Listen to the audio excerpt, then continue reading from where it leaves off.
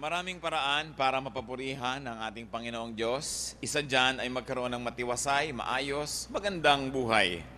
Kaya hindi bagay sa mga anak ng Diyos na magulo, na hindi payapa at hindi maayos ang pamumuhay. Spirituality must translate into a good life. And people who are spiritual should not be guilty for having a good life. Because life is a gift from God, and therefore it must be brought to the highest possible levels, not only of enjoyment, but also of meaning. Bakit may mga nagkakaroon ng buhay na maayos, merong magulo, may tahimik, may payapa, merong hindi? It's a matter of choices. And you always have to choose between right and wrong, between good, better, or best. And choices are often clear. Sometimes they are not. And choices can be confusing. We're going to refer to Proverbs for 8 no-nos on rightness. Harap sa inyo, nakikita namin ang aming mga karumihan, ang aming mga kasalanan, sapagkat kayo'y kaliwanagan, kayo'y kabanalan, kayo ay sakdal, puro dalisay. Lord, purify us, cleanse us by forgiving us.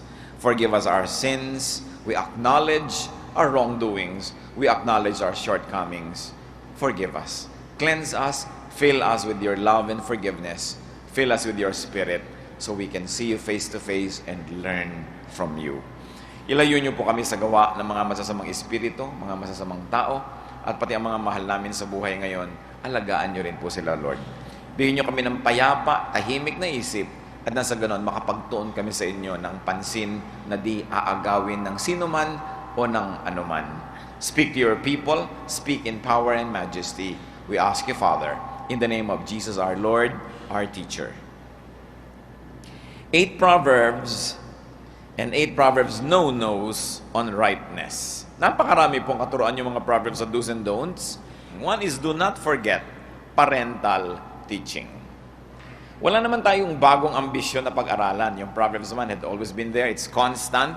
But what's important is, as our wisdom increases, we review basic things, and definitely we will find new meanings and new applications, because now we're able to plumb the depths of such words, and now we are more equipped to see what probably we missed seeing when we were a little bit younger in our spirituality.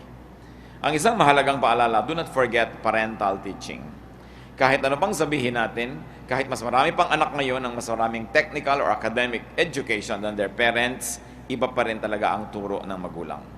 Proverbs 6:20, my son, keep your father's commands, and do not forsake your mother's teachings. For one, parental love is probably the purest love, and therefore, parental teaching is probably the purest in intentions.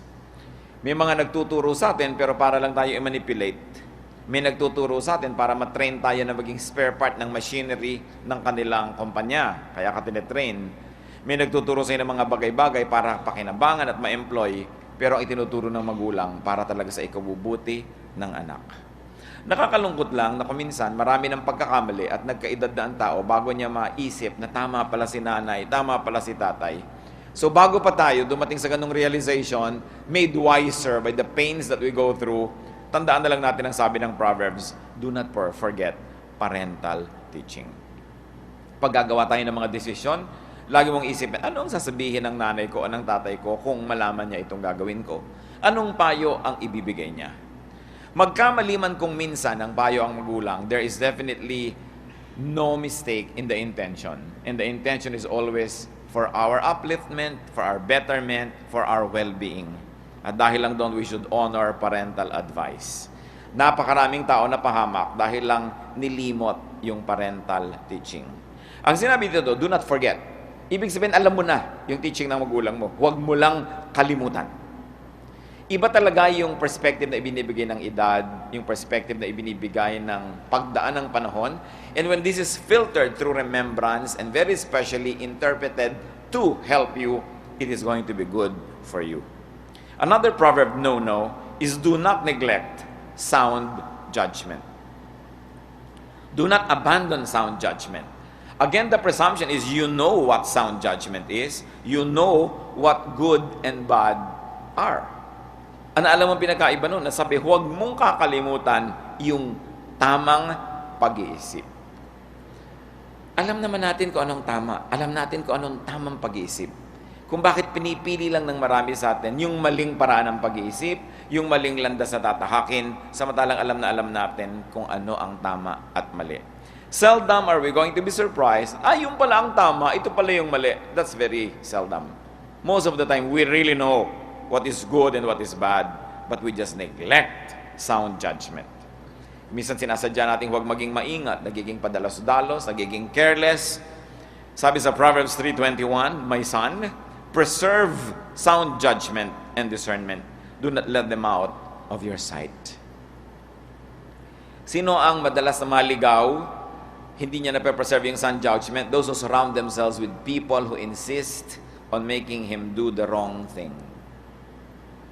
Evil company ruins morals. Kadalasan yung alam na alam mo na tama, pag lagi kang nakakarinig ng kabilang opinyon, nababaluktot din ang iyong pananaw. Na bagamat alam mo pa rin yung tama, pero namamanhid ka doon at nagagawa mo pa rin ang mali. Dapat lagi tayong nare-refresh on what is right, nakikipag-usap, nakikibarkada tayo sa mga tama ang takbo ng utak para magkaroon tayo ng balanse at laging malinaw ang pag-iisip, hindi nadadaya. Sabi, preserve sound judgment. It means that sound judgment, even though you know it, may be forgotten, may be neglected. We have to keep on preserving that. Ngayon, hindi na lagi sa mga pelikula that crime does not pay. Marami na ngayon ng mga istorya, yung storyline nila, crime pays. Sa postmodernism, wala na mga absolutes, wala nang tama at mali. Kung ano na lang naisip mo, yun ang pwedeng mangyari. Dapat bantayan din natin ang mga sarili natin sa panonood ng mga pelikula, pagbabasa ng literature, na masyadong postmodern yung approach. Kasi marami na dyan na crime pays. Mapapansin nyo yan, nung araw, walang criminal story o walang story na may mga bad people who are not punished in the end. But right now, pwedeng ipakita na, see, for being bad, these people are having a vacation in the Caribbean. Kaya lalagyan natin dapat bantayan yon. Sabi, preserve sound judgment. You have to fight for it because the world system will want it taken away from you. Another proverb, no, to have a good godly life is that do not resent, do not reject godly correction. Yung una, pinapreserve mo yung good judgment para hindi ka gagawa ng mali. Pero just in case, nakagawa ka na ng mali, huwag mong tanggihan, huwag mong kainisan, huwag mong layuan yung nagtutuwid at yung pagtutuwid sa iyo. Do not reject godly restriction or justice. Proverbs 3:11-12. My son, do not despise the Lord's discipline and do not resent His rebuke, because the Lord disciplines those He loves, as a father the son He delights in. Huwag daw sumama ang loob kung itinutuwid. Huwag sumama ang loob kung ang mga liku nating gawa ay hindi binibigyan ng premyo at nagkakaroon pa nga ito ng parusa. Sapagkat ano mangyayari sa atin kung yung mga kamalian natin biglang may mga rewards? Mawiwili tayo sa paggawa ng mali, hindi natin malalaman na lumayo na pala tayo ng lumayo sa tama. At dito din merong definition ng good parenthood and good parenting. Mahal mo ang anak mo, dapat mong disiplinahin. Discipline only says that you must reward good behavior and punish bad behavior. At nang sa ganoon, sa formative years, lalo na ng mga bata, matanim sa kanila kung ano ang tama at mali. Kadalasan, pag naitanim na ng malinaw, malalim, matibay sa isang isip kung anong tama at mali, kahit tumanda na siya, magkaedad na siya, hindi mo na ulit-ulitin yung lesson, alam na niya ang tama at mali. At yun man ay sinusuway niya, alam niyang may sinusuway siya na pamantayan ng tama at mali. Huwag tayo nagtatampo sa Diyos. Kadalasan, meron tayong mga hindi natatanggap, nagtatampo tayo sa Diyos. Dapat nating isipin, itinutuwid siguro ako ng Diyos. May mga gusto akong mali. May mga gusto akong hindi bagay sa akin. May mga ginawa akong hindi tama. Sabi, do not despise the Lord's discipline. Pwede ka bang lumaban sa Diyos at pwede ka bang magtagumpay na nagtatampo ka sa Diyos? Dapat nating tanggapin ng maluwag sa dibdib kung tayo itinutuwid at lahat ng pagtutuwid ay masakit. Kung minsan alam mo, you got into a very wrong love affair, tapos hindi nag-click yan, hindi nag-flourish, ang hirap na hirap ngayon yung buhay mo, nagtatampo ka sa Diyos, sa buhay, but you must be happy that you are being corrected from an otherwise more horrible situation that could befall you if you insisted on taking a wrong turn and taking the wrong road. Another no sa Proverbs. Kung makikita natin, wala naman talagang theme yung Proverbs kasi collection yan ng maraming wisdom. Bawat isang sentence dyan, isang leksyon na eh. Kaya napakasarap pag-aralan. At hindi yung isang lesson lang, isang theme. Kung saan kadalhin ng Proverbs, yun ang lesson mo. Kasi gano'n naman talaga ang buhay. May theme ba ang buhay? Meron bang theme na pwede mangyari sa isang araw, sa isang linggo, sa isang buwan? Random ang mga bagay. Hindi laging ayos. At gano'n ang tunay na buhay. Tulad din ng Proverbs. Do not envy wrongdoers. Sasabihin niyo, obvious naman lahat ang pinag-aaralan natin. Siyempre, talagang obvious. Wala namang bago eh. Sinabi ni Solomon, there is nothing new under the sun. But the point is, are you finding new applications to what you already and previously know? Nakakakita ka naman ng bagong mga kahulugan ito, bagamat dati na alam ang mga ganitong bagay. Proverbs 23:17, do not let your heart envy sinners. Parang madali namang sabihin, siyempre. Pero madalas nalilibang tayo na natutokso tayong mainggit sa gumagawa ng mali. Minsan natutokso tayo sa yumayaman bigla kahit mali ang kanyang pamamaraan. Natutokso tayong mainggit doon sa may mga shortcuts na ginagawa sa buhay, tapos parang nagkaroon sila ng instant reward and gratification. Merong kinakainggitan tayo na gumawa ng mali, favoritism, mga cheating, tapos napopromote sila. Sabi sa Bible, do not envy sinners. Alam ng Diyos yan. At kung minsan, hindi natin alam, napaparusahan na pala yung gumagawa ng mali. Although, sa ibabaw, sa pang-ibabaw, akala mo ang sarap ng buhay nila, yung pala may mga kaparusahan ang nangyayari. At kung minsan naman, akala natin, dehadong-dehado tayo dahil tayo yung gumagawa ng tama, hindi pala natin alam na may mga blessing na ibinibigay sa atin ng Diyos. Hindi naman kasi kailangan laging nakikita yung blessing. Lalo pa nga tayo mga tao, limitado naman ang kaya nating makita. Kadalasan, ang nakikita lang natin, yung tinititigan natin at yung gusto nating makita. Pero, sinabi yan ang salita ng Diyos, kaya manalig ka na hindi dapat kinaiinggitan ang gumagawa ng mali. Kahit sinasabi ng isip mo, sinasabi ng mata mo, sinasabi ng karanasan mo, nakainggit-inggit sila. Sabi ng Word of God, hindi. Hindi ka dapat matukso kahit kailan na managhili sa mga gumagawa ng masama. Isa pa na no sa Proverbs, do not yield to evildoers' invitations.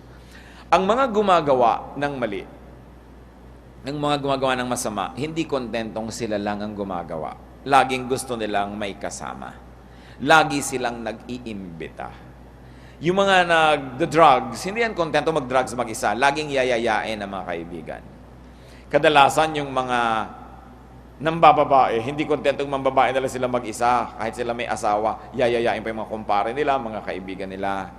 Yung mga gumagawa ng mga hindi tama, usually they love company. Ang daming paalala sa Proverbs na huwag papayag na madala ng gumagawa ng mali. Proverbs 1:10, if sinners entice you, do not give in to them. In Proverbs 1:15, my son, do not go along with them. Do not set foot on their paths. Yung mga gustong mag-casino, gusto niyan laging may kasama. Yung mga gustong magsugal, gusto niyan may mga kabarkada. Yung mga gustong gumawa ng mga kung ano-anong mga krimen, lagi sila magsasama ng mga kung sino-sino. Kaya sabi, huwag kang papayag.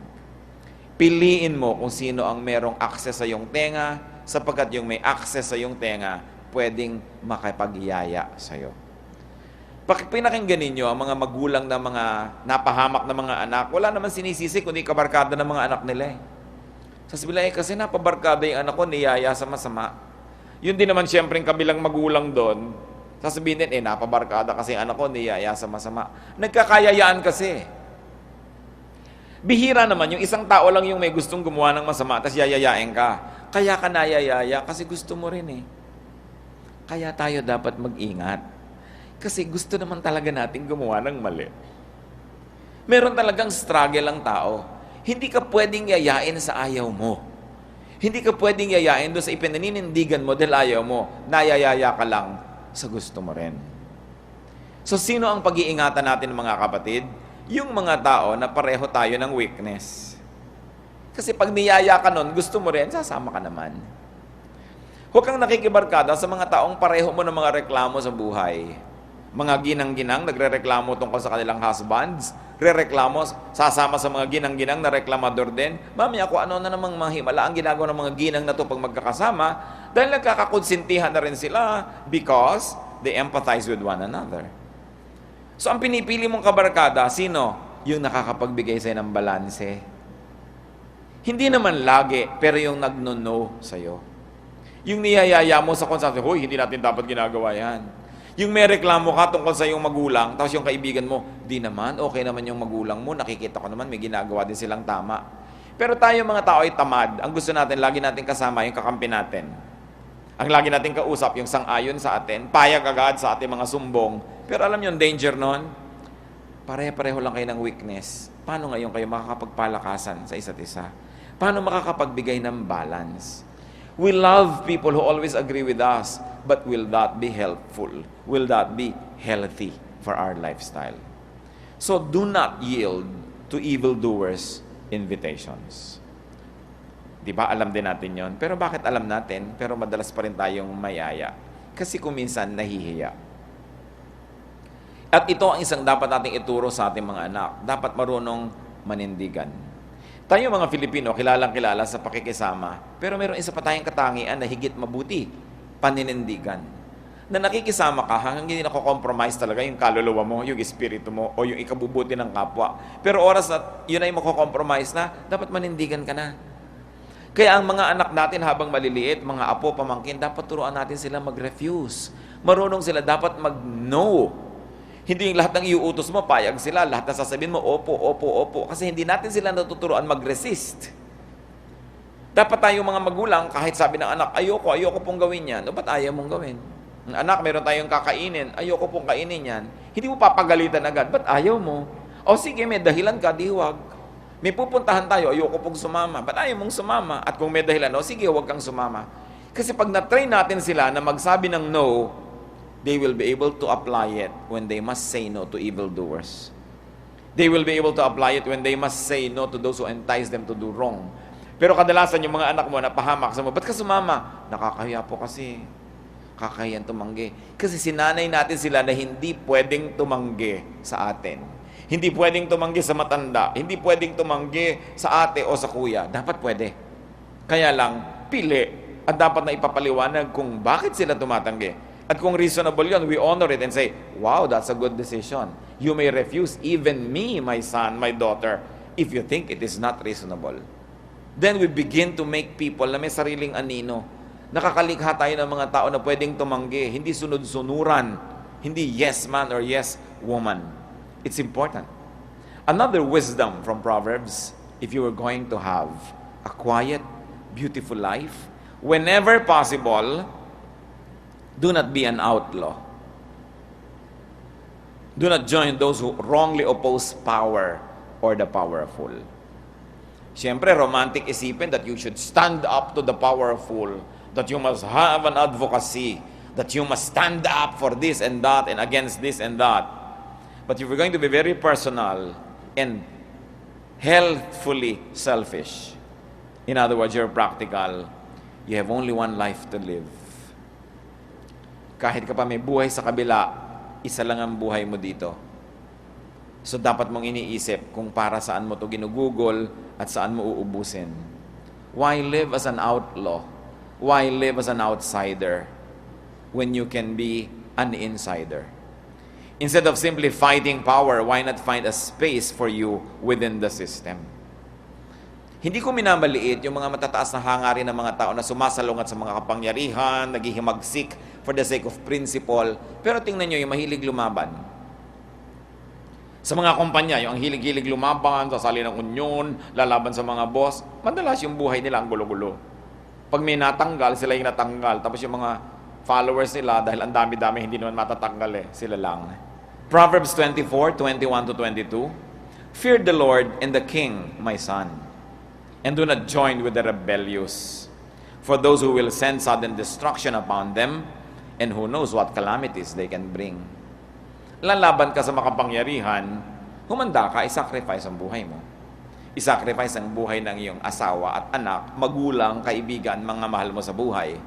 Hindi ko sinasabi mga kapatid na huwag kayong magkaroon ng paninindigan, huwag kayong lumaban sa oppression, huwag kayong lumaban sa masama. Pero isipin nyo rin mabuti, kung minsan yun namang partido na ipinaglalaban mo, masama rin eh. Hindi rin lumalabas pa lang yung kasamaan niya. Meanwhile, iisa lang yung buhay mo, ano nangyari? Namundo ka ng 10, 20 years, maibabalik mo ba yung nawala? Yung nagkawalay kayo ng mga mahal mo sa buhay, maibabalik mo ba yun? Kaya nakikita nyo, pati yung mga digmaan na sinasalihan ng mga bansa, usually vanity lang ng mga hari ang mga digmaan, failure of diplomacy. I remember one poem by J.D. Drilon Jr. who was a veteran in the Korean War, na minsan nasa mga dugout sila, nasa mga hukay-hukay sila para hindi tamaan ng mga bala, foxholes. Sabi niya, "We are at war because elsewhere our leaders failed to make the peace." And it's true. Many lives are just used as pawns in cruel chess games played by kings. Kaya kung mahilig ka sa ideology, na-convert ka sa ganung ideology, lalabanan mo ngayon yung kabilang partido, naubos ang buong buhay mo, it's an unsung life, uncelebrated life. Meanwhile, it's your only life. So isipin mo kung kanino mo itinatalaga ang iyong buhay. At kung makikita mo rin lang na may space within this system, though you may not like it, but there's a space which will allow you to live your life to the most that you might be allowed by the system, it's best not to fight power. Kasi yung buhay mo, iisa lang. Marami yan mga teaching sa Bible. So be careful with your words. Do not criticize the king or the rich, because the birds of the air will take your word to their very bedrooms and they will know what you're saying, at kawawa ka naman dahil bumabangga ka sa pader. Gusto kong bigyan ng diin mga kapatid na hindi ko sasabing huwag tayong manindigan for principle, pero isipin mo yung ibabayad mo sometimes for principle. Merong mga taong napaaway, nasaksak, napatay dahil lang sukli sa jeepney. Ayaw pang ibigay ng driver yung sukli, sa yung sukli ko, may nag-away na sila, tinubos siya, sinaksak ko, namatay, prinsipyo, piso. Parang is it worth it? Dapat isipin natin, ang buhay kasi natin bigay ng Diyos, pinapahalagahan mo. Init ng ulo, makikipaglabanan for parking lot, nagbarilan. Yung isa namatay, yung isa nakulong for life. Para sa parking space, principle. Kailan mo ibebend yung principle when you say, well, it's not worth dying for? No? Tinitingnan natin yun. Is it worth dying for? Napakahalaga kasi minsan ka lang mabuhay. Minsan nadadaya tayo. Mga mangmang nadadaya yan. Yung mga hindi nag-iisip nadadaya, nare-recruit, nahihikayat, pang-ubos ng bala ng kalaban.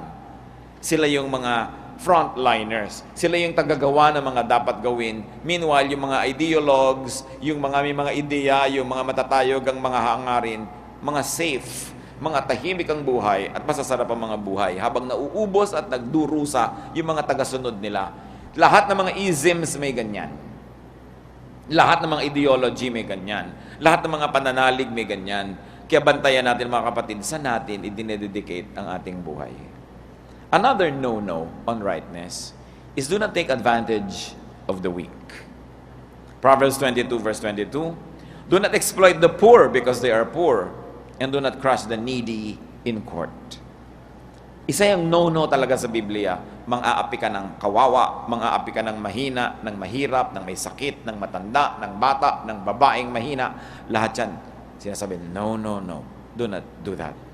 Because God is on the side of the weak. It is not always apparent that He is. It doesn't always show. But the Bible tells us that God has a soft spot in His heart for the weak. Kaya ang ginagawa natin para sa mga mahihirap, sa mga mahihina, sa mga walang kalaban-laban, inaari ng Diyos na ginawa natin sa Kanya. So kung ginawa natin ng mabuti ang mga taong ito, ang Diyos ang nagsusukli. At kung ginagawa natin ng masama ang mga mahihirap, mga kawawa, mahihina, ang Diyos ang naniningil sa atin. Minsan pa, hindi naman laging obvious na nasisingilan tayo. Pero sabi sa Bible, sinisingilan ka. Nadaramdaman mo man o nalalaman o hindi, nasisingilan ka. God's justice is always at work. At huwag nating i-provoke yung galit ng Diyos. Ang kapangyarihan na ipinahihiram ng Diyos para ating kupkupin ang mga kawawa at mahihina. Hindi ito ibinibigay forever para lang palakasin natin at pasarapin ang ating buhay. Ito ay pahiram. There's always a responsibility that goes with power or influence. Pag naging supervisor ka, naging manager, naging executive, naging may-ari ng kumpanya, meron kang pananagutan dun sa maliliit at meron kang pananagutan sa Diyos na siyang nagpapahiram ng kapangyarihan. So do not take advantage of the weak. Isa pa sa mga weak, yung nagmamahal sa'yo. Yung alam mong mahal na mahal ka, kahit sabihin mong tumalon ka sa building, tatalon, ang dami ko nakikitang pang-aabuso niyan. Bakit nyo pagsasamantalahan at kakawain nyo nagmamahal sa inyo? Hindi ba dapat gantimpalaan nyo pa ngayon? Dapat yung suklian ng pagmamahal? Pero ang dami ko nakikita kahit mga asawa, abusong-abuso dahil alam nilang mahal na mahal sila. Hindi ganyan ang pagsukli sa pagmamahal. Dapat suklian mo ng pag-ibig din. So do not take advantage of the weak. And finally, last for tonight, no from Proverbs. Do not outshine great people. Do not claim equality with the great. Do not social climb, unsettle, and threaten the powerful. Huwag ninyong pagseselosin ang makapangyarihan dahil marami siyang magagawa para kasirain. Huwag papanibughuin, huwag bibigyan ng insecurity because the powerful can do many things against you. Proverbs 25, 6-7. Do not exalt yourself in the king's presence. Do not claim a place among great men. It is better for him to say to you, "Come up here," than for him to humiliate you before a nobleman. So, magdahan-dahan. Huwag masyadong makipag-chami-chami sa mga matatasang ranggo dahil baka mapahiya ka. Huwag magmamagaling in the presence of great people dahil pag na-insecure sila sa'yo, lagot ka. Kung ikaw ay isang empleyado, tapos meron kang ideya, meron kang supervisor, tapos may mas mataas kesa sa kanya, tapos nagmamagaling ka dito, papatayin ka nito. Kawawa ka naman. Lumagay ka sa lugar. Kung talaga kang mahusay, kung talaga kang magaling, hindi yan masusuppress. Matakpan man yan 1 araw, 2 araw, 1 linggo, 3 buwan, lalabas at lalabas ang galing mo.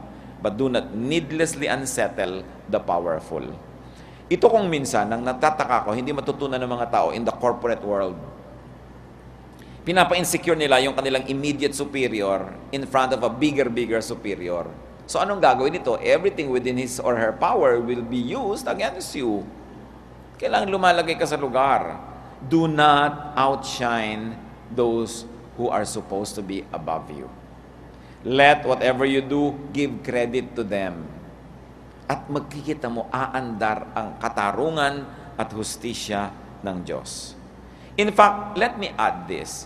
Do not just say, don't shine and outshine great people. If you can, do not shine at all. Hindi ko sinabing huwag kang maging excellent, huwag kang maging good, huwag kang maging fruitful, but try not to be noticed too much. The world, and especially this country, punishes the brilliant. At sinabi na yan ni Jose Rizal sa No Limitangere, ang pinakamatayog na puno ay tinatamaan ng kidlat. Gusto mong magkaroon ng tahimik na buhay, sikapin mong huwag maging number 1. Yung mga number 1, bagamat number 1 sila, ang laki ng bayad. Halimbawa, number 1 ka head of state. Okay, number 1 yung kotse mo, number 1 ka everywhere. Pero pag bumagsak yung gobyerno mo, nagkaroon ng coup, nagkaroon ng change in government, ikaw yun na-exile eh. Hindi naman na-exile yung Secretary of Labor. Hindi naman na-exile yung mga governor na in-appoint mo dyan. Buhay na naman sila, mapupula na naman ang hasang nila, ikaw naka-exile. Kasi number 1 ka eh. Pagka may mga strike, tingnan nyo, yung mga number 1, yun ang natatanggal sa trabaho, yung mga iba naman, tuloy pa rin. Sino bang na-assassinate? Yung mga number 1 naman, di ba? Hindi naman ina-assassinate yung number 2, lalo hindi naman siya threatening. So, nagtataka ko, ba't ang mga tao gusto maging number 1? Pag number 1 ka kasi marami na iinggit. They'll do everything to destroy you. Pag number 1 ka, maraming may gusto ng privileges mo, kahit hindi naman sila kasalo sa hirap mo. Pero gusto nilang sumalo sa ginhawa mo. Pag nagpakahirap ka to make a career, to make a name, to make a profession, pag mayaman ka na, andyan lahat ng kamag-anak mo magsusulputan. Gusto nila makihati. Inalagaan ka niya noon, pinalitan ka niya ng lampin, lahat ang maisusumbat sa'yo para kasali sila. Pero hindi sila kasama sa pagdurusa mo. sa pag-iisa mo, sa kalungkutan mo. So bakit mo iibigin ang ganon? Nakakalungkot lang na bago ma-realize yun ng iba, number one na sila. And almost irreversibly number one. So they have to maintain and maintain and maintain it. You know what life is? Meron ka nagagastos, nakakabili-bili ka ng gusto mo, kakalakad-lakad kayo, medyo ka free. Pwede kang huwag magtrabaho o magpalit ng trabaho dahil hindi ka naman sobrang asang-asa doon sa ginagawa mo. Okay na dapat sa buhay yun. Hindi yung magkamal ka ng pagkarami-rami. Pag ang dami mong kayamanan, ang daming gustong sumingil ng buwis sa'yo. Biglang ang dami palang gobyerno. Hindi lang isa, dahil maraming naniningil sa'yo ng buwis. Maraming mga nangingikil. Nung araw, mga 60s, 1960s, yung mga artista, mga tao, hindi alam, gusto-gusto sumikat. Pag sikat na artista ka pala, may mga gangs nun na humihingi ng malaking portion ng income mo. Pag hindi, bubusan nila ng asido yung mukha mo. Di mabuti pa, hindi ka nalang naging sikat, nasa listahan ka nila ng bubusan. Tapos bigay ka ng bigay, ang sama ng loob mo, para wag lang ka nilang busan. Ang hirap di maging sikat. Ang hirap na kilala ka, ang hirap na leader ka. Pag nagkamali ka, ine-expect ng mga tao, wala kang mali. So pag nagkamali ka, may nakaalam ng pagkakamali mo, gusto ka laging blackmailin. Kaya dapat supportive tayo doon sa mga talagang kailangan. May number one, alangan mang wala. Hindi naman pwedeng wala kang leader, hindi naman pwedeng walang number one, pero we must be supportive because there are many people who like to destroy them. There are many people who like to see them fail. But when our leaders fail, when the number ones fail, we go down with them because there's a bit of us that will also suffer. Dapat nating inuunawa ang ganitong bagay. At yung mga hindi sikat, pasalamat kayo. Kung hindi nyo kailangan ng bodyguard, pasalamat kayo. Kung hindi nyo kailangan ng publicist dahil laging may naninira sa inyo, pasalamat kayo. Huwag kainggitan yung mga taong nangangailangan nun. Dahil hindi lang natin alam kung anong mga hirap, kung anong mga bayad ang kailangan nilang gawin dahil sila'y number one. So, you want a quiet life? Settle for 2 or 3 or 4. Shine in your work. Be excellent. But try not to shine everywhere else. Lalong-lalo yung kilala ka, sikat ka. Ang mga tao kasi maiinggit sa'yo. At pag naiinggit sa'yo ang tao, wala silang iisipin kundi paano ka sisirain. When we talk about rightness, it doesn't always talk about morality or the opposite of wrongness. Pinag-uusapan lang dito yung pinakamagandang paraan para mamuhay. At kung gusto natin ang paraan para mamuhay, read the Proverbs. Read Ecclesiastes. Talagang ang galing ng mga katuroan nila. Yung mga karunungan na inipon ng matagal, pagkatapos na-preserve because they are true. Kaya dapat nating pakinabangan lagi yan. Huwag niyong kakalimutan to read the Proverbs. At laging magbasa niyan. Maging ang sarili nating Proverbs, yung wala sa Bible, Proverbs ng Filipino nation, ang gagaling din ng mga katuroan na pwedeng-pwedeng maging pamantayan sa buhay. Life is a gift. It must be engaged. It must be enjoyed. It must be celebrated. So, we must not expend needless energy for other pursuits. Pag nakinig tayo sa Proverbs, dadami ang ating kaligayahan, liliit ang ating mga needless worries, magkakaroon tayo ng mas malaking space sa ating puso para purihin ang Diyos at maging mabuti sa ating kapwa. Diyos namin, ano po ba ang katuroan na nais niyong baunin namin? Marami ko yung pinag-aralan na verses. Lord, kung makikinabang kami ngayon sa isa lang man lang o dalawa, sulit na sulit ang pagpunta namin. Ituro mo sa amin, Panginoon, kung ano mga dapat naming hindi gawin at mga dapat gawin bilang tamang tugon sa aming pag-aaral ngayon. We learn from the Proverbs and we know, Lord, that your word is wonderful, it is perfect, so teach us how to apply this in our lives. Magbulay-bulay tayo mga kapatid, isipin natin, ano nga ba ang dapat nating reaksyon sa mga pinag-aralan natin ngayon? At nawa, sa pakikinig natin sa katilinuhan ng mga kawika na ito, mas makita natin ang ganda ng buhay. Aming Panginoon, turuan niyo kami sa saglit ng pakikipagniig sa iyo. Patuloy po kayong mangusap. We ask for very personal applications of this great wisdom.